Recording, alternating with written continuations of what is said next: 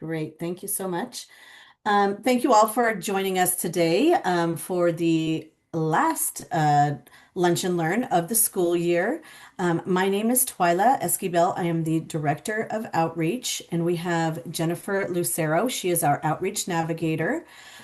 We are both going to do a few CASFA and FAFSA updates, and then we have a special guest, Ari Antonio from the Department of Labor and Employment, and she is going to be providing some updates on my Colorado journey. So go ahead, Jen, if you want to get started. Thanks, Twyla. I will share my screen.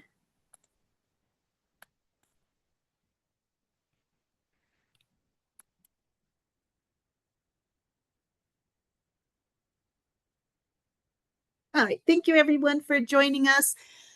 Today, I'm sure no matter where you are in Colorado, you probably got some snow. So I hope you have a nice, cozy, warm place to watch today. I am Jennifer Lucero with the Colorado Department of Higher Education with some 26-27 FAFSA updates for you. As of April 24th, the NCAN tracker has Colorado at a 42.9% completion rate. Nationally, they have it at 53.8%. And since last Sunday, April 26th, the following enhancements have been implemented. So there were some account creation and login improvements. Mobile phone numbers can now be shared across accounts. However, with that being said, those phone numbers can no longer be used to log in. Students and contributors must use an email or a username with their password to log into the account. There have been improved account creation flows. So what this means is that the email verification now occurs at the beginning of the process in the account creation. So instead of users creating their account, going through the various verifications, being logged out, logging back in, they create their account, verify, and move into the form. So there are several aesthetic changes as well. Terms and conditions acceptance has been moved to the end of account creation. So it's just a nice, easy flow that takes place now and hopefully makes more sense to the users. There's enhanced account recovery options. So enhancements to the identity document account recovery have been implemented. If someone cannot recover their account by multi-factor authentication methods, they can upload a photo ID, and that is now easier and clearer for users. The FAFSA form did go through some updates as well. There is the real-time fraud detection. This has been implemented within the FAFSA form. Users shouldn't even notice, but every page of the form is being evaluated during entry. And if there is a risk detected, ID verification will be requested. On the FSA call last week, they did show how this is actually working. There was a live example of someone who did turn in two different applications, same picture, two different IDs. So they did catch that and reject the application. There is also the high school completion question has been changed, we'll say. Students who select none of the above, whether it's by mistake or confusion, the question was a little confusing. They now get a pop-up that asks them if they do really want to choose that answer. And if not, they can go back and change that answer to high school diploma or GED, whatever the appropriate answer is. There have been some landing page improvements. So now the FAFSA landing page has changed so that it guides users to choose the correct cycle year. So there are now two boxes with the school year and when the classes start for that form. So hopefully that makes it easier for users to choose the correct application when they're applying. The contributor invite has some enhancements. The invitation has been updated to encourage contributors to accept and begin their portion of the FAFSA form, and that includes a more informative accept invitation page and an improved interface for entering the invitation code that you get for your student. And then last, there of course were those FAFSA processing updates, excuse me, that we went through. So there were updates to the ICER layout to accommodate the new enrolled and eligible workforce program field and the new fraud related comment and reject codes as well.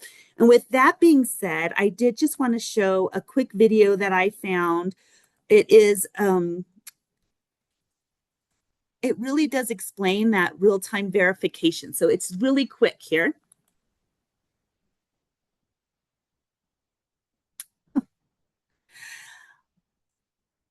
That closed it out. That's interesting. Hang with me.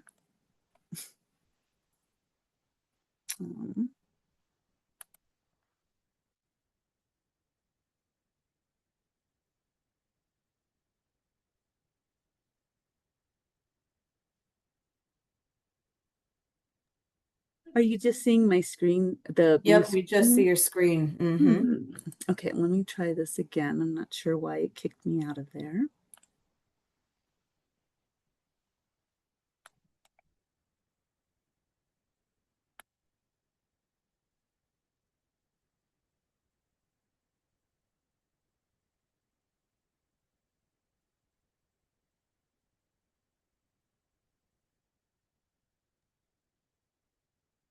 Just your screen again, not sure.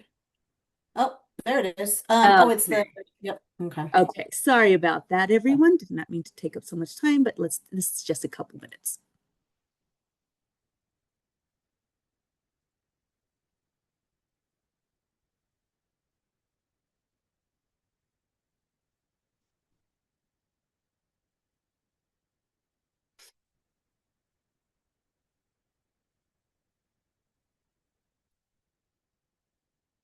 Oh, okay. I'm not sure why this is not working for me.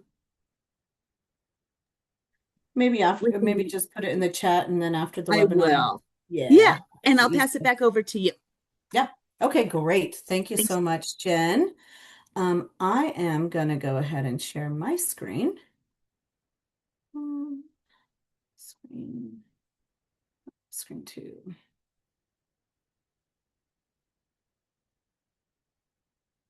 Can you see CASFA updates? Yes. It's a little slow delayed today. All right, great. I am going to give some CASFA updates today for Sophie. She is our CASFA manager, but today she is at the CAFA conference, or the Colorado Association of State Administrators conference in Crested Butte. So I will be giving the updates. So there is a new function in the CASFA application. There is a PDF download that students can print out as well as professionals.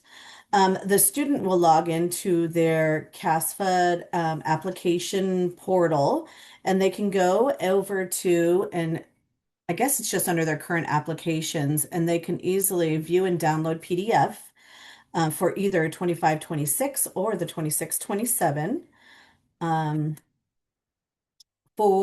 Okay, so I guess this comes up, they can still download.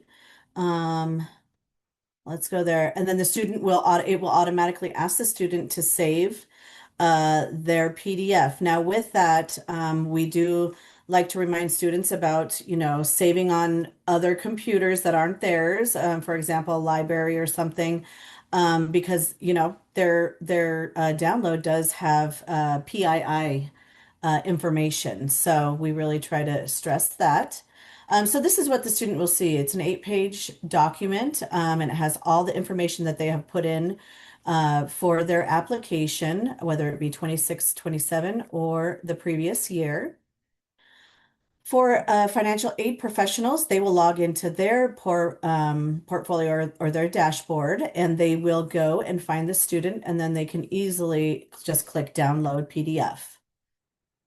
Again, it will automatically prompt them to save it on their computer, and then we just hope that they will or ask that they safely save the download with the PII information in there. Again, it's the exact same printout of what the student sees. And they're working through a few little kinks in the new system. So if anybody is having any sort of technical issues, we ask that they just log out, refresh, and then log back in, and that should fix the issue if they are having it. Again, we're working on that technical issue.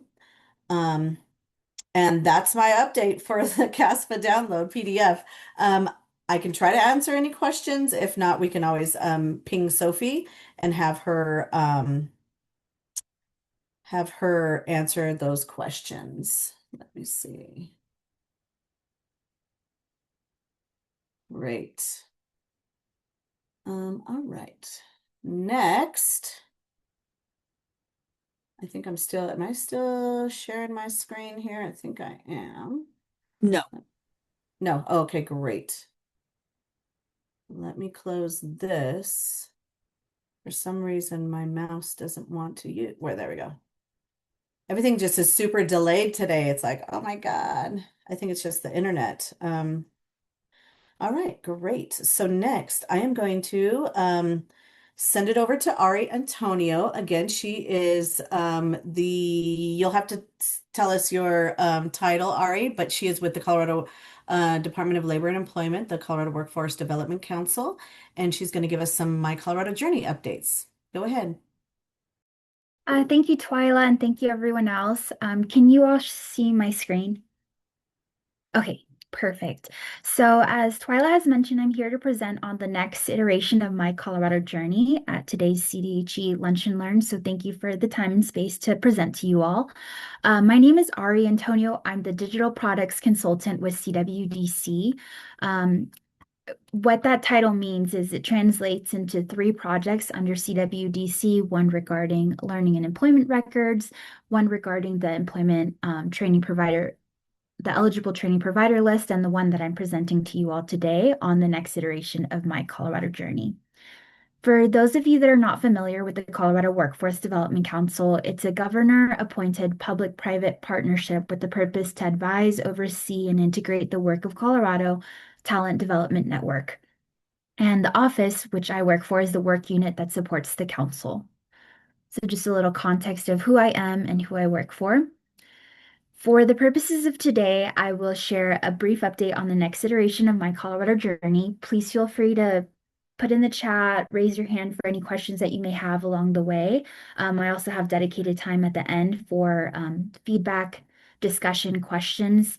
I have 25 minutes overall, so 15 minutes for presentation, about 10-ish for feedback and questions, but feel free to pop in. I want this to be dynamic and interactive.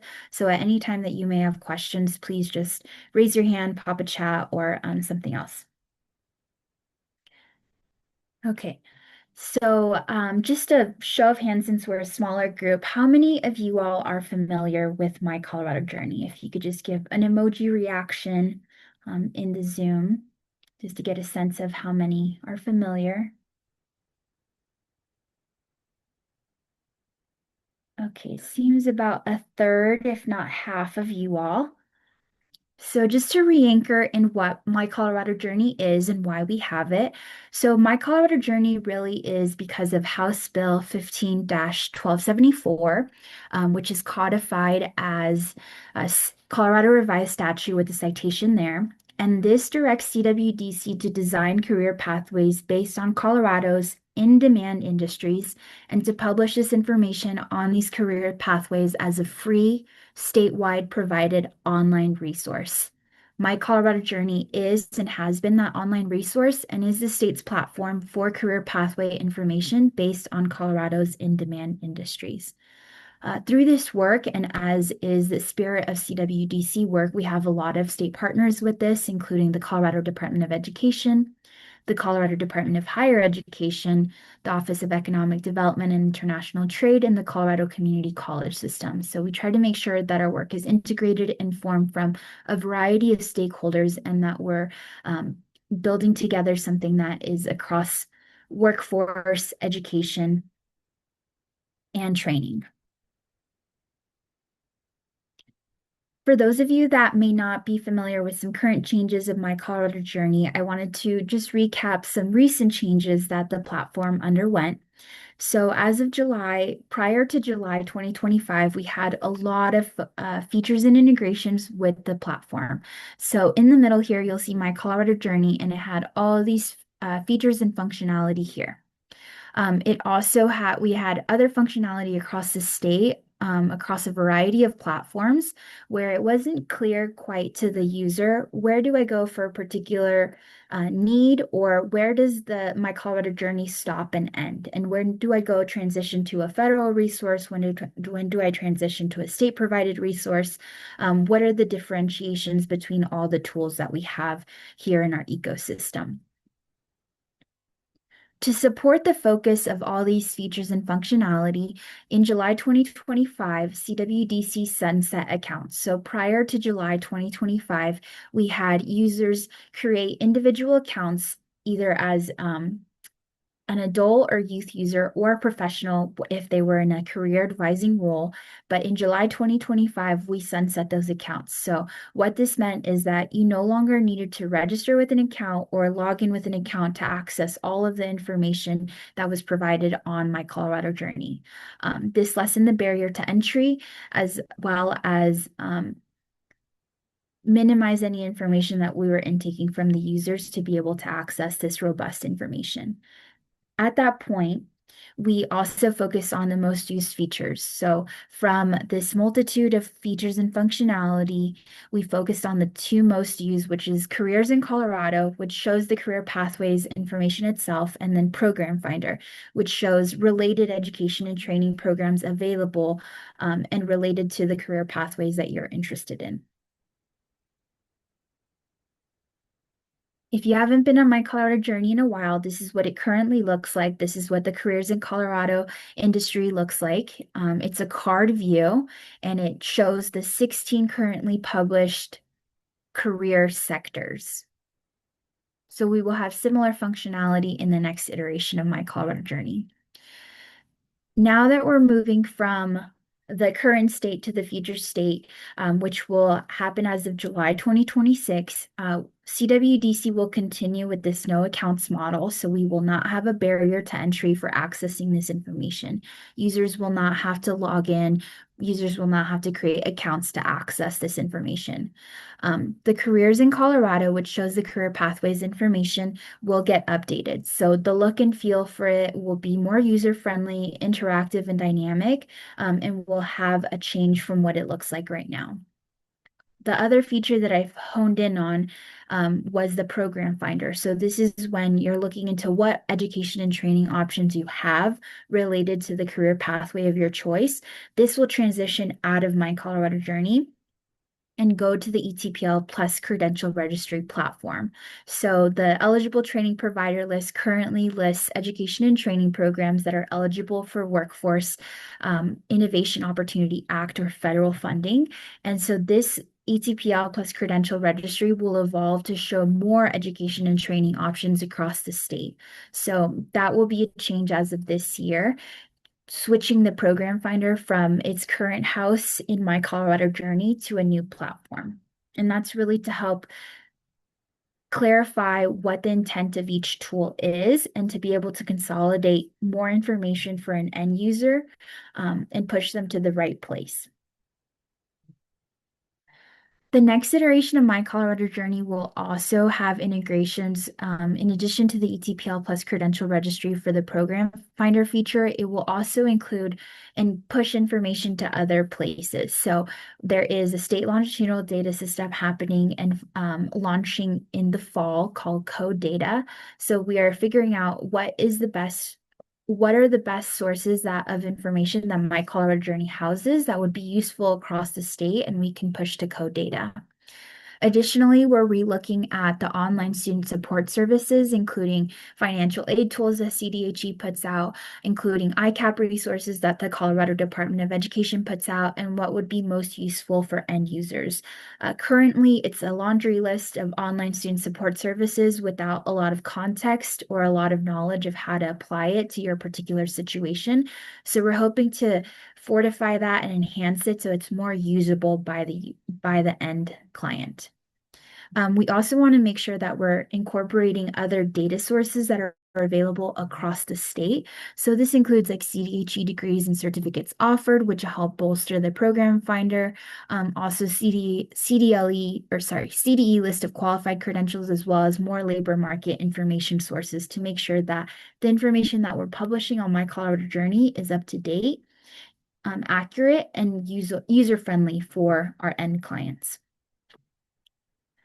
Some of the other functionality that MCJ used to have was a resume building feature that incorporated AI that will continue not existing in My Colorado Journey since Connecting Colorado houses this functionality. So if people are looking for that discrete functionality, we will push them to the appropriate tool.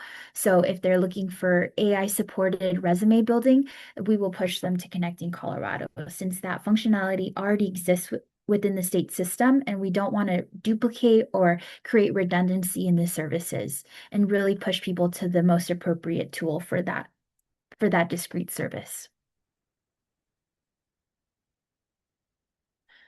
So as I've mentioned, and I've been alluding to all this time, is that My Colorado Journey is getting a refresh or having its next iteration.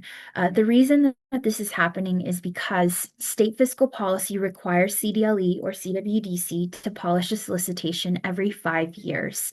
So the time had come for us to publish a solicitation. So we published a request for proposal, and a multi-agency bid review team comprised of a lot of people, including Jennifer Lucero from CDHE, participated and examined all the proposals that we received and determined that Indigo Impact Initiative was the most competitive vendor and proposal that we received for the next iteration of My Colorado Journey. The contract was just recently executed, and now we have begun the project implementation phase. And the next iteration of My Colorado Journey will launch by July 1, 2026.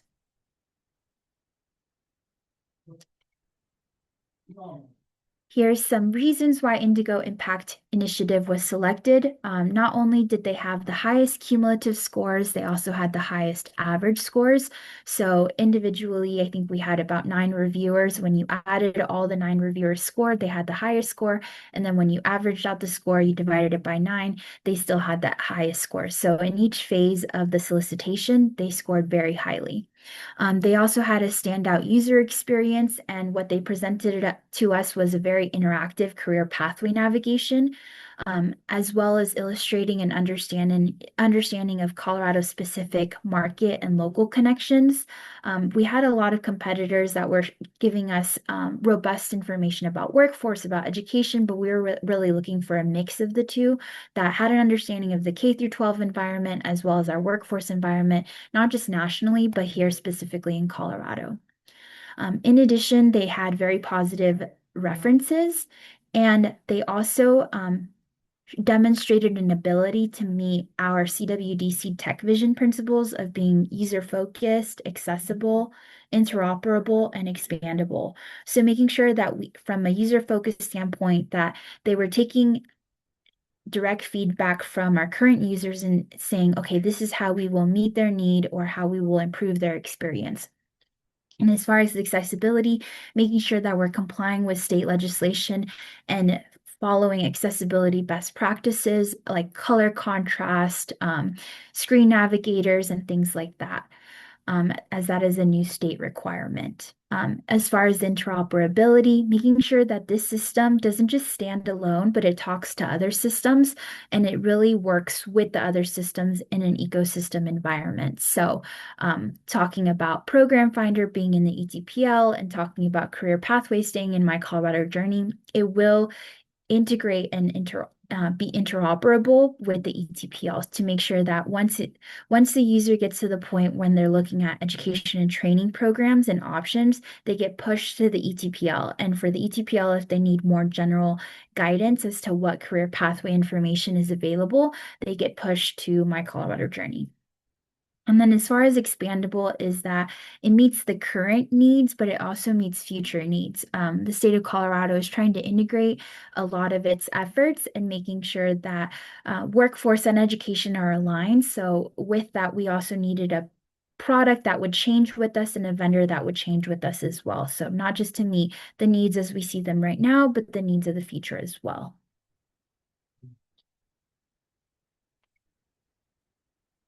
I did want to touch on some jargon. So I've been saying that the next iteration of My Colorado Journey will launch by July 1, 2026.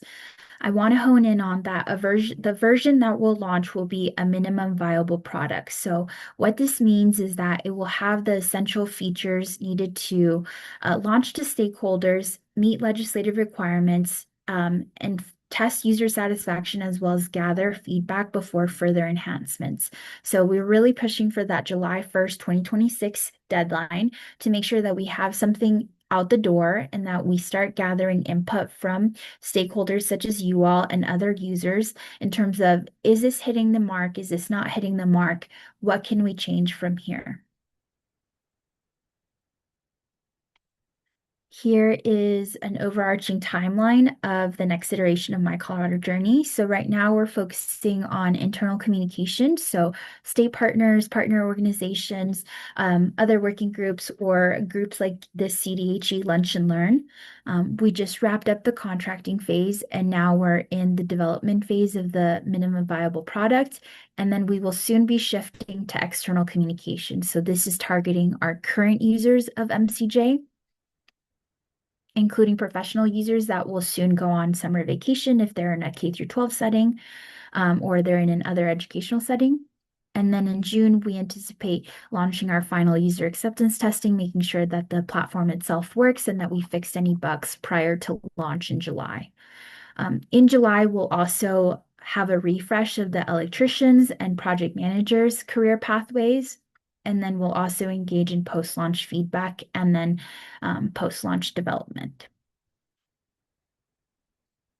So as I've shared, we're focusing on state agency and partner organizations at this point, and the next months we'll focus on internal stakeholder communications, and we will soon shift the communications to external stakeholders as we're closer to launch. So later this month, we'll start transitioning and start socializing the idea that the look and feel of My Colorado Journey will change, but it's not going away.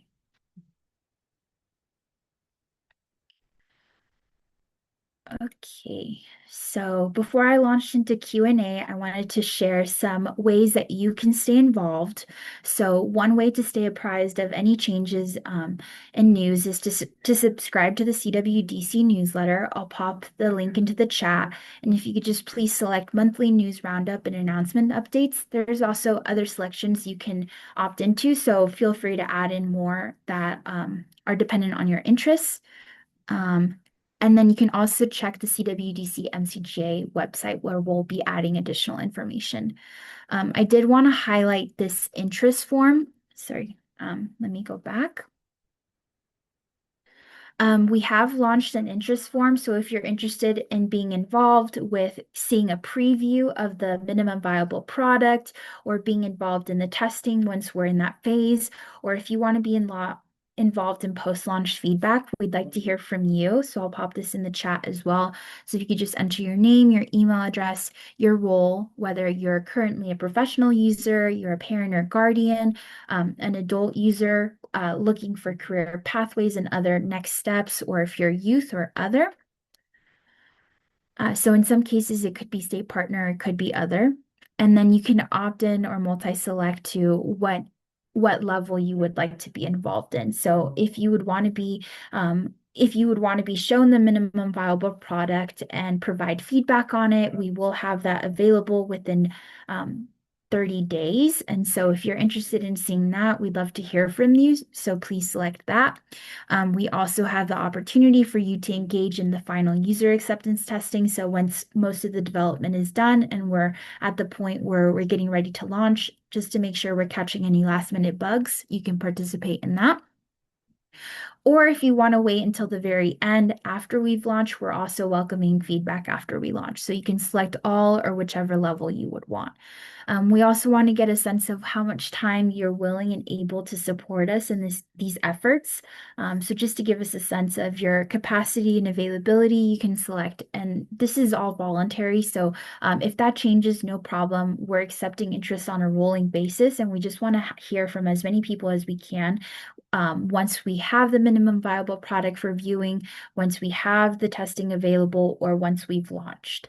And then if you have any other questions or comments, feel free to drop them in there. Let me go back to this. All right. And so I just want to open up the floor for any questions that people may have about what I just presented on or ways to get involved.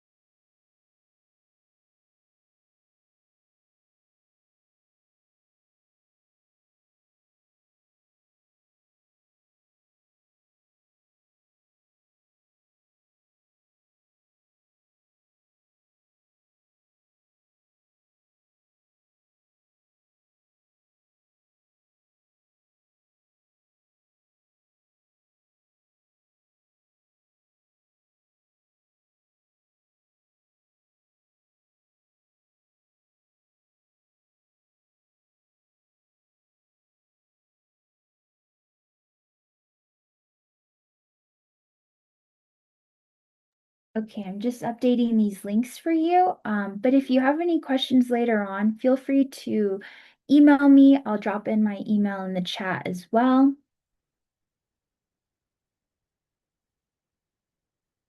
And our products are only as good as the input that we receive. We have an idea from user feedback that we conducted in December 2025 and from feedback that we've garnered over the years in terms of where we're hitting the mark or where we can enhance services or information that we're providing to the state of Colorado and to end users, whether they be in 8th grade or whether they be outside of the K through 12 system, have a robust career and looking for the next steps. We want to make sure that MCJ is meeting people where they're at in their educational and workforce journey. And the best place to do that is for the end users themselves or for those that interact with them. So if at any point, you would like to engage in the process, don't know where to find information, feel free to email me. Happy to follow up there. But we really look forward to your input and feedback on whether the product is meeting the end goal of providing robust, accurate career pathway information for options for people in education and in workforce.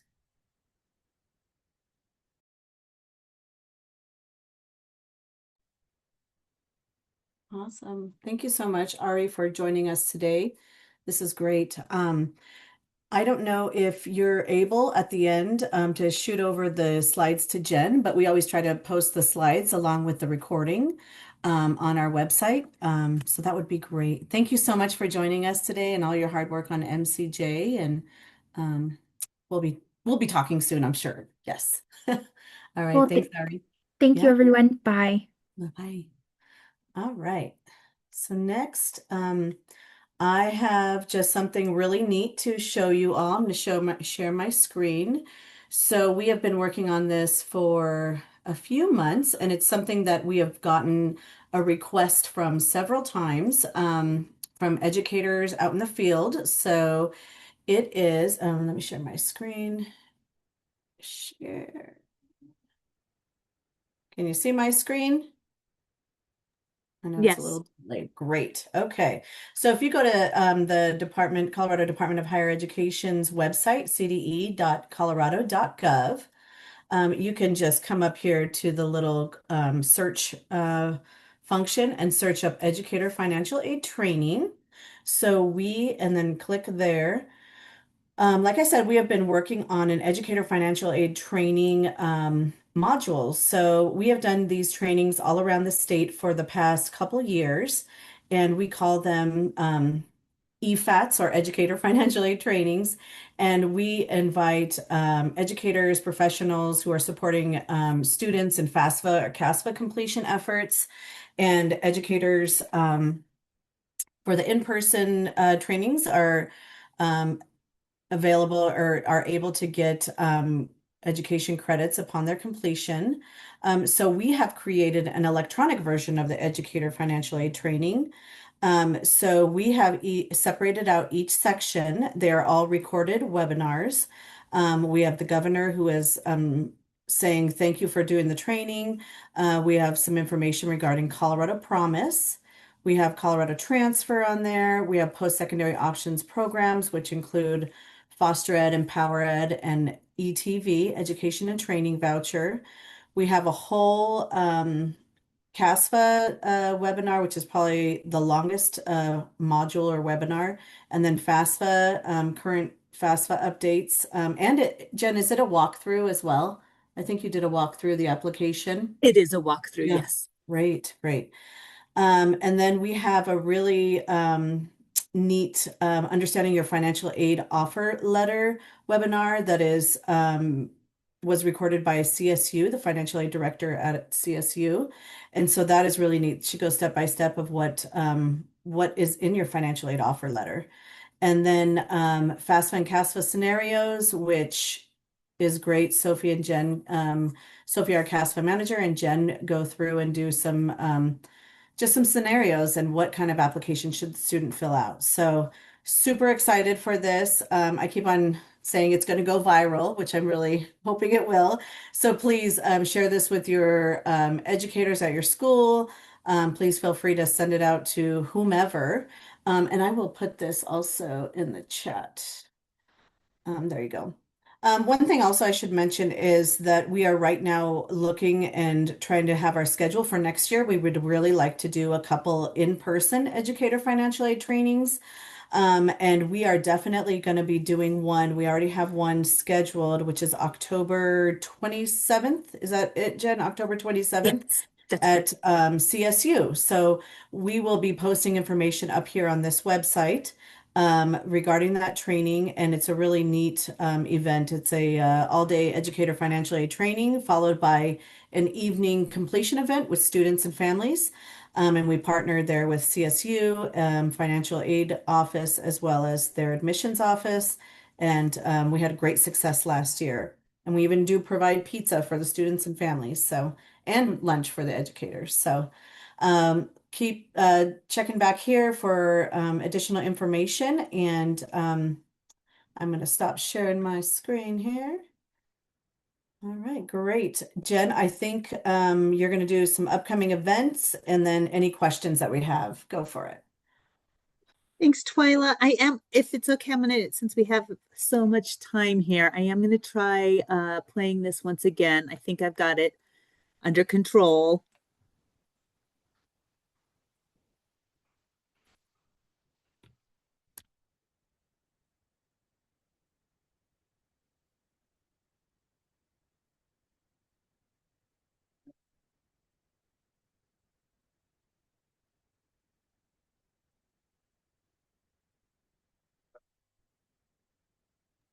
I don't know if you can hear audio, but we cannot.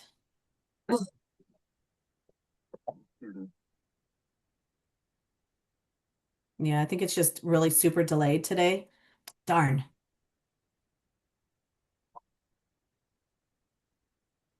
Okay, well then we'll just Yeah. go to the events. There's actually not a lot of events coming up just due to the time of year.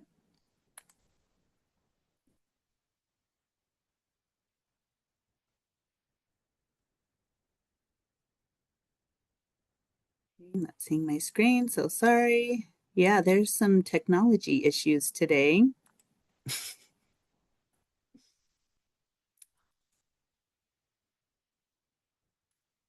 Super delayed. Yeah, technology is not my friend today. Sorry. No worries. No worries. I'm wondering if it's having to do with the snow. Okay, let me show you. I was going to show you these screens, this slide, because there is a QR code here for the online EFAT. This QR code, are you seeing it, Twyla? Well, it says that oh, yes, we can see it now. Yes. Okay, great. So this Mhm. QR code here under the online EFAT will take you to that educator financial aid training page on the website, and you can access those videos there that Twyla showed us. This is our last CDH Lunch and Learn until next session when we start up after the summer. So I do hope that everyone enjoys their summer, but please join us back here again probably end of August, maybe September-ish, but you can keep checking this QR code. It'll take you to the page to see when we schedule those next lunch and learns. And then, of course, if there is anything that we could help out with, if you're going to do any, say, maybe some summer melt events, we are happy to help with those. We shouldn't be very busy, so you could scan this QR code and fill out the event request form. If you need to get in touch with us this summer, please feel free to email us at the FAFSA box, the outreach box, and then you can always find resources on our website. Great. All right. Well, that concludes our webinar for the day. Thank you all again for joining us on a snowed-in day. We really appreciate it. And we look forward to continuing these lunch and learns next school year. So we'll see you probably in August. We'll have our next one. So thank you all and take care. And again, these will all be posted on our website, and the slide decks will be posted on our website as well. Thank you all. Have a great day. Jen, can you stop recording?